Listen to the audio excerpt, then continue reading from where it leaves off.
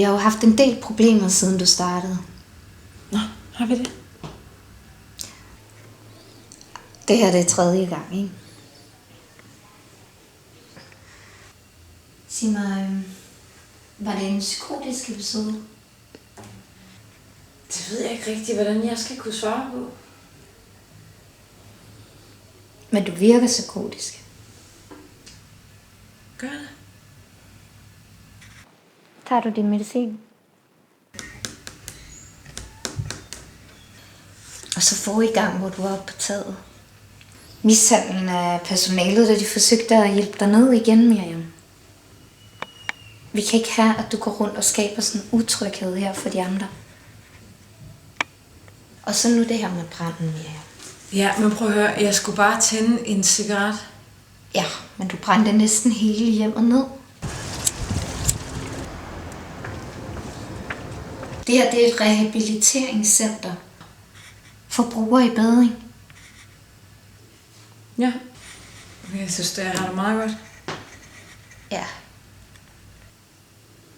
Men vi kan ikke have, at du går rundt og skaber sådan uro for de andre mennesker. Det her det er altså mennesker med store psykiske besvær.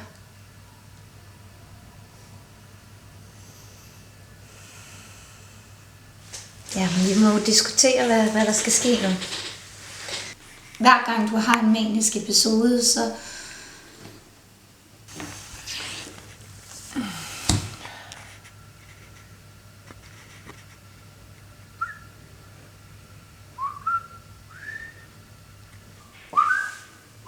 Ja.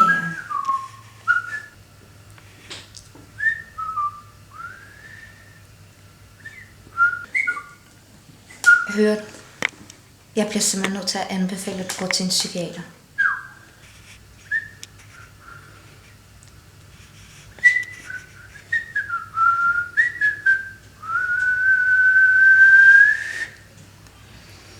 Jamen, jeg kan ikke se, der er så mange andre muligheder end dig.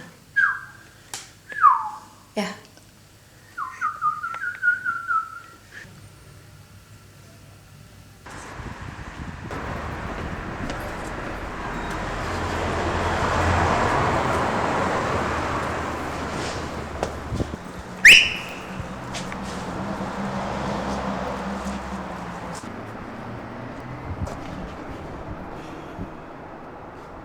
Jeg bliver nødt til lige at vide, hvad du hedder.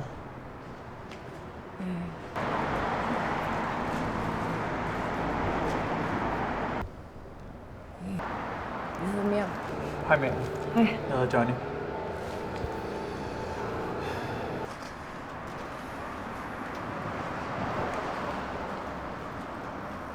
Jeg skal bare hjem nu, tror jeg.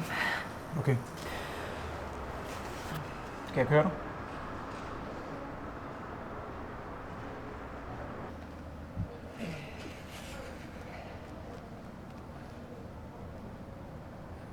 Ja, okay. Ja? Ja. Okay, kom. Tror jeg. Herover.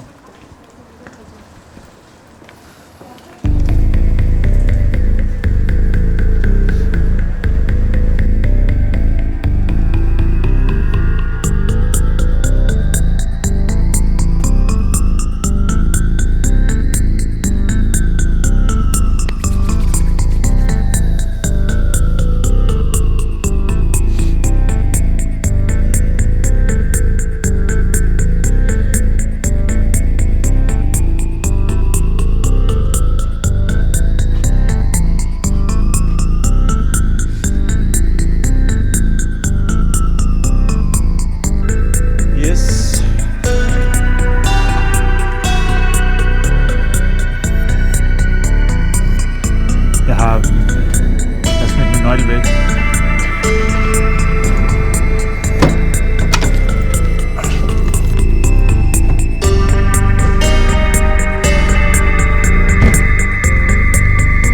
Indenfor.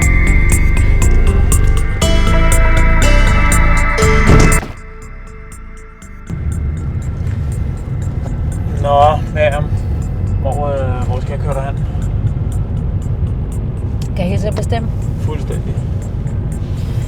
Jamen, så kan du køre mig til Nordsverige. Til Nordsverige? Mm. Det kan jeg da godt. Hvad er der i Nordsverige? Hvor min mor. Okay. Nordsverige, du vil til sådan en Nordsverige, vi kører til? Ej, du kan bare komme hjem, det er fint. Så ellers så siger du til. Men altså, du skal være sikker. Altså alt her i livet, det drejer sig om timing. Enten så er den der, eller så er den der ikke. Og lige nu, der er den der faktisk. Hvis du vil til Nordsverige, så siger du til. Nej, jeg tror, det er fint, du bare kommer hjem. Det er fint. Okay.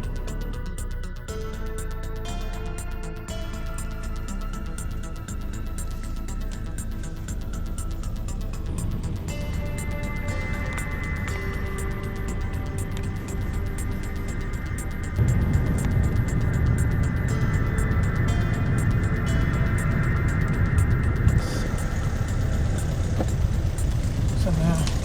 Ja. Okay. Er det det der? Ja, det der står jeg. Okay. Bor du der alene? Nej, jeg bor der med min far. Okay. Ja, Alright. men tak fordi du kørte mig hjem. Det var rigtig sødt af dig. Det var rigtig hyggeligt at møde dig. Lige meget. Og tak for hjælpen inde på diskoteket. Ingen årsag. Ha' det godt, ikke? I lige måde. Jeg skal huske min taske. Hej. Hey.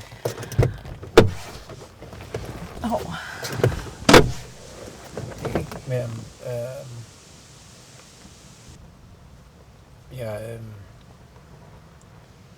jeg mener faktisk, hvad jeg sagde. Hvis du hellere vil til Nordsverige, så vil jeg gerne køre dig.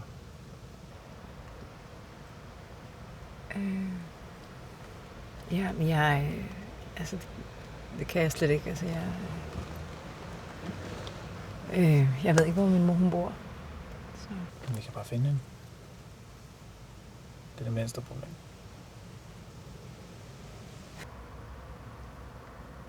Jeg kan ikke bare sådan tage afsted. Altså, jeg har heller ikke nogen penge. Det var bare... Så, det kan jeg ikke bare. Men altså, har du et pas, du kan gå ind og hente, så... Det er det eneste, du behøver. Altså, så kan vi gøre det. Har vi pas i tasken? Jamen... Vil du hellere til Nordsverige?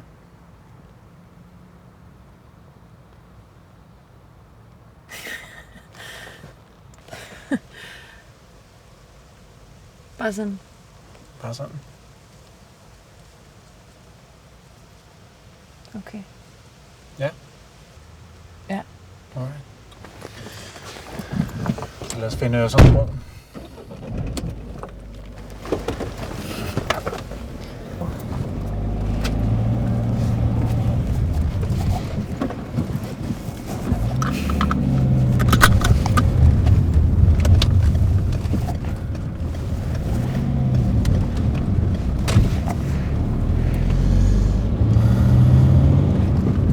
Musikken, jeg kører. Jamen, jeg ved ikke engang, hvad man gør der. Det er jo din bil, jo. Ja, eller min vens bil.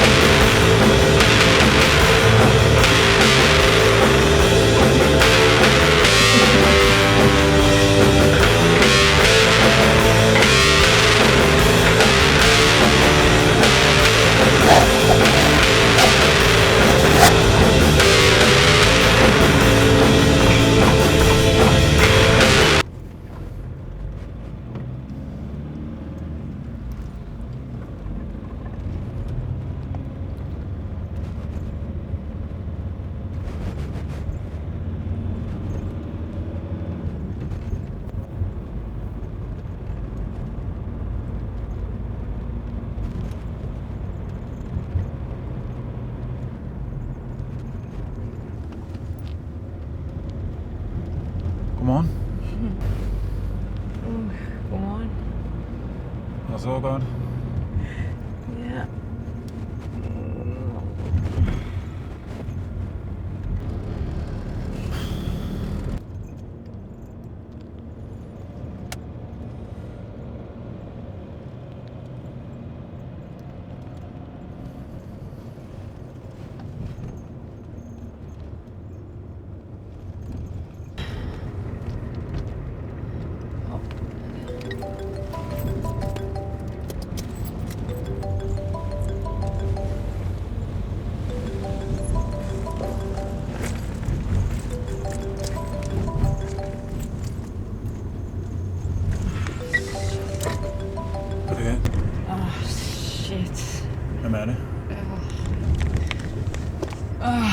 far. Kan du tage den? Nej, fordi... Fuck, nej.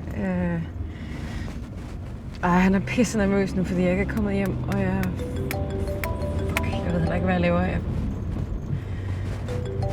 Jeg skulle have været hjemme, og nu ringer han, og nu er han pisse nervøs, fordi at jeg skulle have været på en institution i morgen. Men, altså... Ja, men det er fordi min far han ser efter mig, fordi jeg kan ikke finde ud af at passe på mig selv, og nu skal jeg på den her institution over morgen, og nu er han pisse nervøs. Det kan han sgu da ikke bestemme. Fuck, jeg kan ikke finde ud af noget som helst, altså. Shit. Fucking lort nu, det her, altså.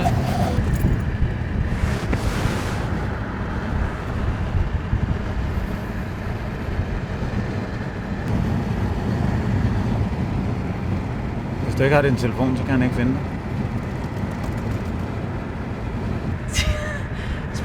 Smed du min telefon ned i vinduet?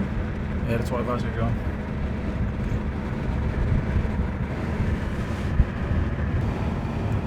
Hey, jeg skal nok passe på dig. Okay? Okay? Stans igen.